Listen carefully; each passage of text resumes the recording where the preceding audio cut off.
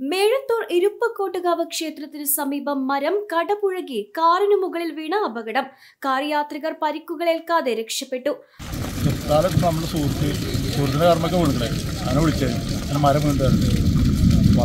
Front ഗ്ലാസും മേൽഭാഗവും കഷ്ടിച്ച് രക്ഷപ്പെട്ട കഷ്ടി ആ ഭാഗം ചെറിയ കൊമ്പ് കത്തിയൊന്നും കഴിച്ചില്ലായി.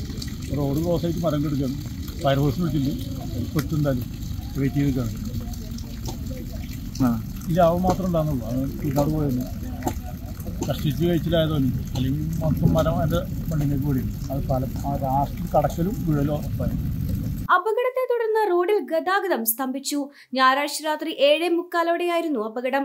സൗത്ത് തൃത്താല സ്വദേശിയുടെ ഉടമസ്ഥതയിലുള്ള കാറാണ് അപകടത്തിൽപ്പെട്ടത്. കടപുഴകി വീണ മരത്തിന്റെ കൊമ്പ് മാത്രമാണ് കാറിന് മുകളിൽ വീണതെന്നതിനാൽ വൻ അപകടമാണ് ഒഴിവായത്. കാറിന്റെ മുൻവശത്തെ ചില്ലുകൾ തകർന്നു. 1 മണിക്കൂറിലധികം നീണ്ട പരിശ്രമത്തിനൊടുവിൽ മരം വെട്ടിമാറ്റി ഗതാഗതം പുനഃസ്ഥാപിച്ചു.